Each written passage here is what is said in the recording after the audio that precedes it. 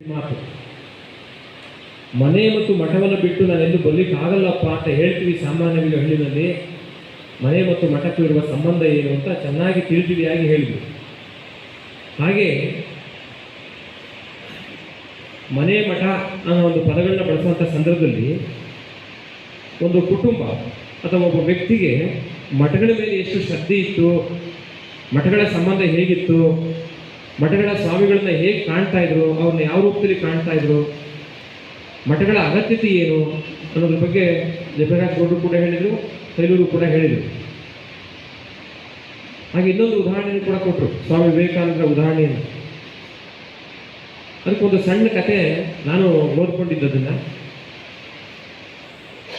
ಒಂದು ರಾಜ್ಯದಲ್ಲಿ 3 ಜನ ಸನ್ಯಾಸಿಗಳಿದ್ದಂತೆ.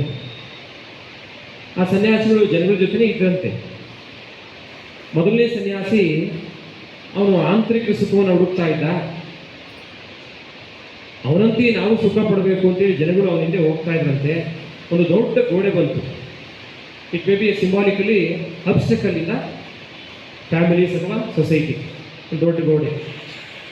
ಇವನು ಹತ್ಬಿಟ್ಟ ಅದರ ಮೇಲೆ ಸನ್ಯಾಸಿ.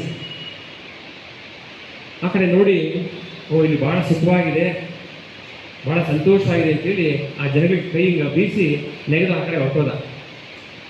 ಜನಗಳನ್ನ ಕರ್ಕೊಳ್ಳಲಿಲ್ಲ. ಅದೇ ರೀತಿ ಇನ್ನೊಬ್ಬ ಸನ್ಯಾಸಿ 2ನೇ ಸಾಲಲ್ಲಿ ಬಂದ. ಏನು ಅವನು ನೆಗೆದು ಬಿಟ್ಟಲ್ಲ, ನಮ್ಮನ್ನೇನು ಕರೀಲೂ ಇಲ್ಲ, ವಾಪಸ್ ಏನು ಹೇಳಲಿಲ್ಲ, ಸಿಚುಯೇಷನ್ ಆ ಕಡೆ ಏನಿದೆ ಅಂತ ಗೊತ್ತಿಲ್ಲ. ಅವನು ಒಬ್ಬರಿಗೆ ಮಾತ್ರ ಗೊತ್ತು, ಅವನು ಸಂತೋಷ ಇದೆ, ಇಲ್ಲಿ ಸುಖ ಇದೆ, ನಾನೊಬ್ಬ ಚೆನ್ನಾಗಿರಬೇಕು ಅಂತ ನೆಗೆದು ಹೊರಟೋದ. ನಾನು ನೋಡೋಣ ಅಂತ ಇವನು ಗೋಡೆ ಮೇಲೆ ಹತ್ತಿದ ಸನ್ಯಾಸಿ. ಜನ ಇವನು ನೋಡ್ತಾ ಇದ್ರು, ಇವನು ಏನು ಹೇಳ್ತಾನೆ ನೋಡೋಣ, ಏನಾದ್ರು ಎಕ್ಸ್ಪ್ಲೇನ್ ಮಾಡ್ತಾನ ಅಂತ. ಇವನು ಆ ಕಡೆ ನೋಡಿದ, ಅವನಿಗೆ ಖುಷಿ ಕಾಣ್ತು. ಅವನು ಕೂಡ ಕೈ ಬೀಸಿ ನಾನು ಬರ್ತೀನಿ, ಇಲ್ಲಿ ಸುಖ ಇದೆ ಅಂತ ನೆಗೆದು ಹೊರಟೋದ. 3ನೇ ಸನ್ಯಾಸಿ ಇದ್ದಲ್ಲ, ಅವನು ಹತ್ತಿದ, ಆ ಕಡೆ ಎಲ್ಲ ನೋಡ್ದ, ಇಲ್ಲಿ ಸಂತೋಷ ಇದೆ, ಚೆನ್ನಾಗಿದೆ, ಬರೋದಾದರೆ ನೀವು ಬರ್ಬೋದು ಅಂತೇಳಿ ಅವ್ರನ್ನ ಒಬ್ಬೊಬ್ಬರನ್ನೇ ಹತ್ತಿಸ್ಕೊಂಡು ಕರ್ಕೊಂಡು ಹೋದ. ಇದು ರಾಮಕೃಷ್ಣ ಪರಮಹಂಸರು ಸ್ವಾಮಿ ವಿವೇಕಾನಂದರಿಗೆ ಹೇಳಿದಂಥ ಒಂದು ಕಥೆ. ಅಂದರೆ ಆತ್ಮನೋ ಮೋಕ್ಷಾರ್ಥಂ ಜಗತ್ ಹಿತಾಯಚ. ಒಬ್ಬ ಸನ್ಯಾಸಿ ಆದಂಥವನು ಜಯಪ್ರಕಾಶ್ ಅವರು ಚೆನ್ನಾಗಿ ಹೇಳಿದರು. ಟೋಟಲಿ ಇದು ಭಾಳ ಅಪ್ಲೈಡ್, ಅವ್ರು ಹೇಳಿದಂಥ ಅಪ್ಲೈಡ್ ಪ್ರಿನ್ಸಿಪಲ್. ಸನ್ಯಾಸಿ ಅಂದರೆ ಒಂದು ಕಡೆ ಪೂಜೆ ಮಾಡಿಕೊಂಡು ತನ್ನ ಸ್ವಯಂ ಸಾಧನೆ ಮಾಡಿಕೊಂಡು ತನ್ನ ಆತ್ಮೋದ್ಧಾರಕ್ಕಾಗಿ ಮಾತ್ರ ಇರೋದಲ್ಲ,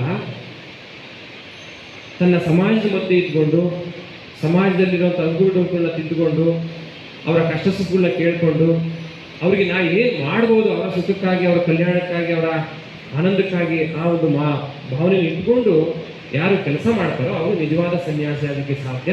ಆಗ ಮಾತ್ರ ಅವನು ಆತ್ಮವನ್ನು ಉದ್ಧಾರ ಮಾಡ್ಕೊಳ್ಳಿಕ್ಕೆ ಸಾಧ್ಯ ಇದೆ. ಆತ್ಮನೋ ಮೋಕ್ಷಾರ್ಥಂ ಜಗತ್ ಹಿತಾಯಚ.